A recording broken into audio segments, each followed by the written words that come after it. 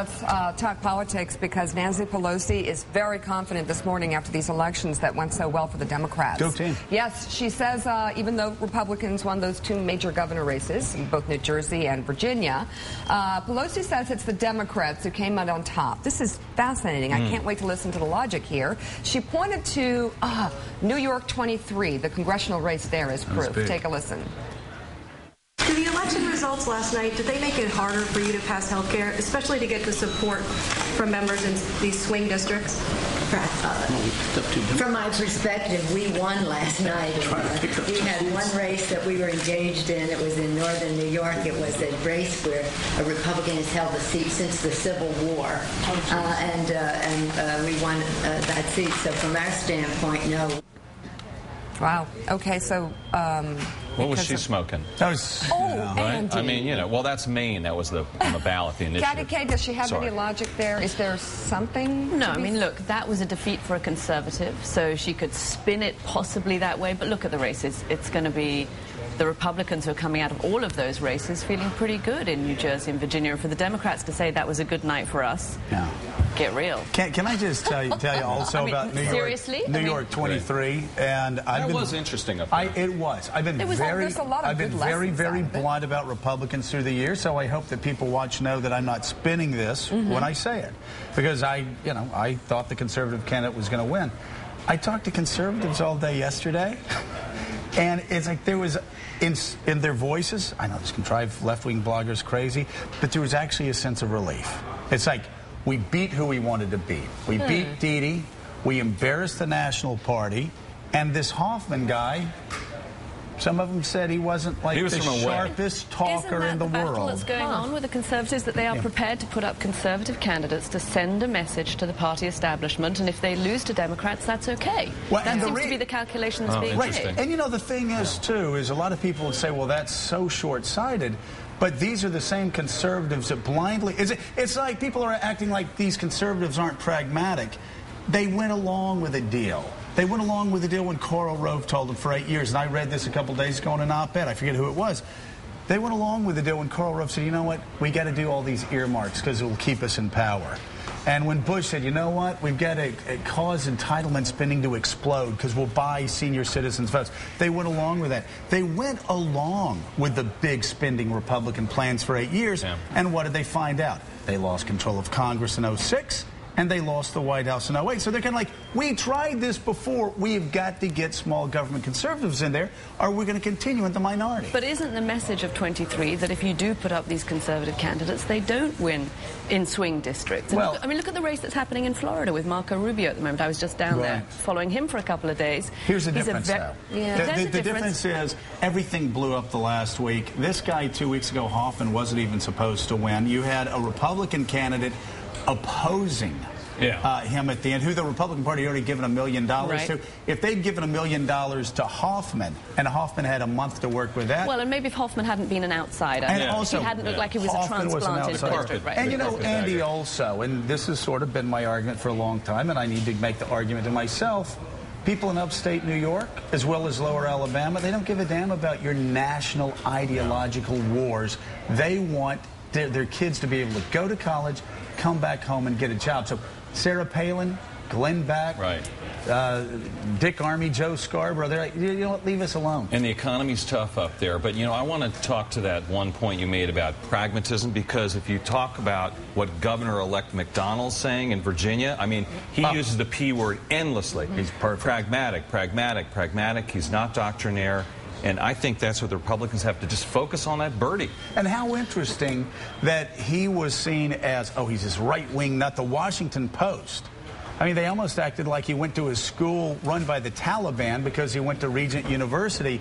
But Bob McDonnell had it perfect. He was like, yeah, I'm a social conservative. Now can we talk about jobs?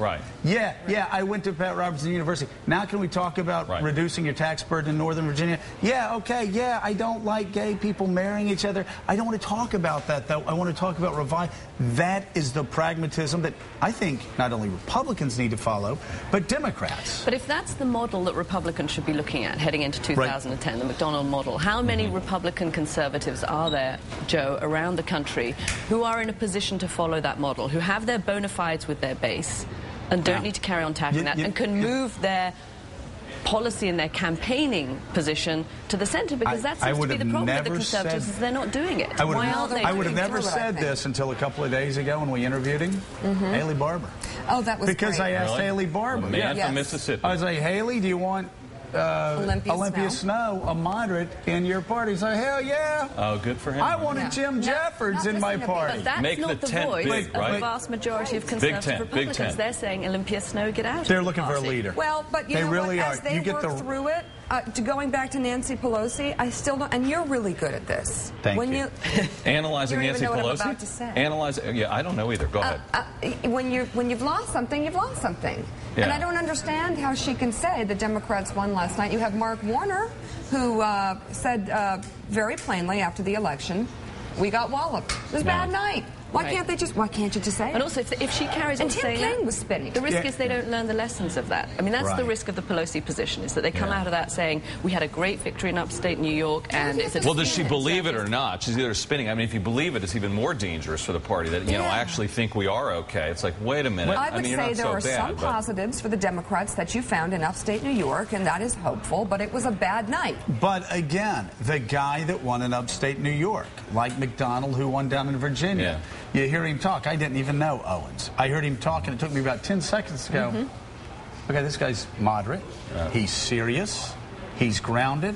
I bet he even has a house in the district. I mean, people are so practical when they go out and vote. These independents that go back and forth. Now, the Republicans are having this battle, this conservative versus moderate battle, but Mika, so too are the Democrats.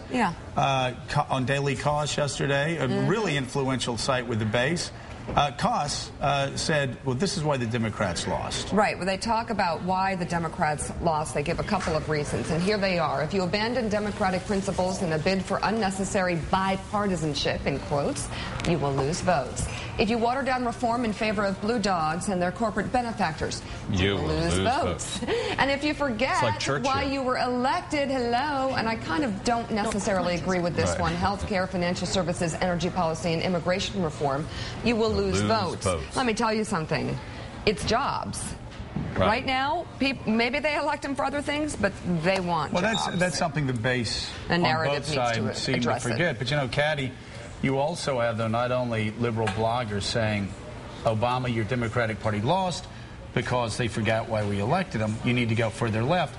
You also have leaders of gay marriage movement blaming Barack Obama for the loss in Maine, saying you stood on the sidelines. You didn't find enough. So the president's now being pulled in two different directions, too. Which way does he go? Well, he doesn't need to listen so much, in a sense, to the base, because, look, where are they going to go? I mean, I think, you know, you do have... It is interesting, that mirror image that you've got of the debate that's happening in the Republican Party between the conservatives and the moderates, and I've been struck in the last 24 hours by how much you've got that in the Democratic Party, too. I was hosting a show yesterday on NPR, and so many of the callers were calling in saying, we lost because we didn't stick to our principles. We lost because Obama has abandoned... We didn't go far enough because we are listening too much to the Blue Dogs because he's being too moderate.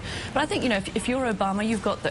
Where are those people going to go particularly in 2012, but even in 2010, they're going to stick with the Democrats. So I think he can afford to listen to the centre of his party. I think thinking about what Pelosi was saying, in a sense, what's worrying about that for the Democrats is, if we learn one thing from Tuesday's election, is that the real mood is chuck them all out. That this, you know, there's a real anti-incumbent feeling. There's a feeling that Washington is not telling them straight, that they can't rely on their leaders in Washington. And if I was listening to Pelosi and I was a Democrat, I'm hearing something that sounds like pure spin, and I'm thinking that epitomizes the kind of thing that I'm hearing from Washington that's not the truth. This is Washington not doing me any favors. Let's get to one more thing in this, because we didn't get it to last hour, and this is this new poll about who could be seriously considered as a president in the Republican side. Huckabee on the top. This is a Gallup poll. Mike Huckabee, Mitt Romney, Sarah Palin third, Newt Gingrich fourth, Tim Pawlenty, and Haley Barbour on the list as well. I bet you none of those people is going to be the nominee. I would agree with you completely. What do you think, Joe? I think, I mean, you know, I don't... Well, if there's a secret weapon, where is he? Who is he? What are they waiting for? None of those. Yeah. Let's put those numbers up again. Yeah, I want to see it again. Okay, and I just want to ask around the table here, which one of those candidates, other than maybe Mitt Romney, can win Connecticut? Which one of those candidates can win swing voters in the suburbs of Philadelphia? Is Huckabee going to do well in Philadelphia? Palin, Gingrich? It's just hard to say. Yeah, I mean, like Mitt Huckabee. might, as you suggest, but I don't think he'd ever get the nomination. I mean, that would mean the Republican Party would have to change focus, I think. I think if the message is all jobs, and that's what we learned from Tuesday, right? It's all jobs, jobs, jobs until those numbers start turning around, then the only person on that list who has the credentials is Mitt. Yeah.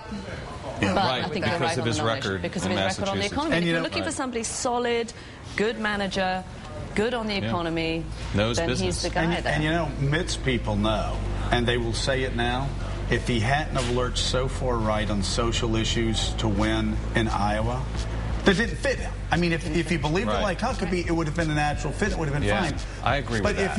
if he had been like, hey, I'm a manager, I've taken bad businesses, I've turned it around, I've taken the Olympics, I've turned it around. I think he understands that now, and so along that line, bad economy, we're going to manage these things. I think that's his strongest suit.